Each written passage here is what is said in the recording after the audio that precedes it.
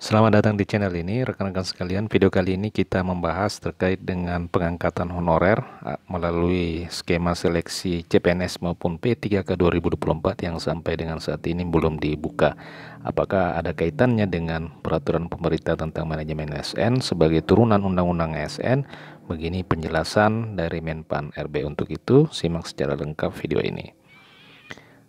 Rekan-rekan sekalian, pengangkatan honorer melalui skema seleksi CPNS maupun P3K 2024 belum juga dibuka oleh pemerintah, padahal sudah sejak awal tahun dinantikan oleh masyarakat, terutama bagi para tenaga non-aparatur sipil negara. Sebelumnya, Abdullah Aswar Anas selaku Menteri Pendayagunaan Aparatur Negara menyebutkan bahwa seleksi CPNS dan P3K 2024 ini akan dilaksanakan pada bulan Juni atau bulan Juli tahun 2024. Nah, saat ini sudah bulan Juli, namun pembukaan tahapan seleksi CPNS dan pengangkatan honorer menjadi P3K itu belum juga dilakukan. Itu artinya seleksi CPNS dan P3K 2024 kemungkinan besar akan digelar di bulan ini atau bulan Juli tahun 2024, seperti apa yang dikatakan oleh Menpan RB.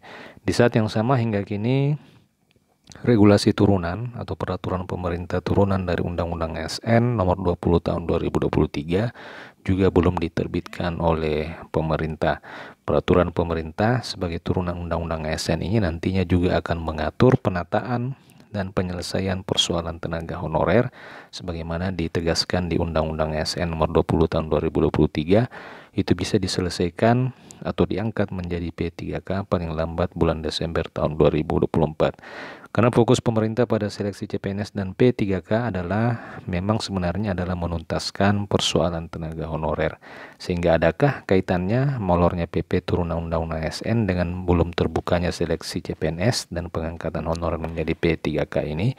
Jika menghubungkan aturan penataan tenaga honorer pada PP turunan Undang-Undang ASN, tentu hal ini berkaitan erat dengan seleksi atau pengangkatan honorer menjadi P3K. Logikanya, seleksi P3K adalah upaya yang dilakukan pemerintah untuk menuntaskan tenaga honorer menjadi P3K. Bagaimana seleksi P3K mau dibuka sementara aturan paten soal penataan tenaga honorer juga belum diterbitkan pada PP turunan Undang-Undang ASN. Jadi saya kira di sini sudah jelas rekan-rekan sekalian bahwa memang langkah atau seleksi P3K ini menjadi satu-satunya jalan dalam rangka penyelesaian persoalan tenaga honorer. Sehingga bagaimana tahapan seleksi P3K ini mau dibuka, sedangkan PP turunan Undang-Undang ASN yang menjadi regulasi acuan pemerintah di dalam penyelesaian persoalan tenaga honorer belum juga diterbitkan. Terkait dengan PP turunan Undang-Undang ASN ini, khususnya substansi soal honorer, Menpan RB Aswar Anas pada awal Juni lalu menegaskan bahwa RPP manajemen ASN harus segera memenuhi keputusan. Hal itu diucapkan pada pembahasan RPP manajemen ASN substansi honorer atau tenaga non-ASN. Demikian info kali ini. Jika ada pertanyaan dan tanggapan, silakan tuliskan di kolom komentar. Terima kasih, sampai jumpa di video berikutnya.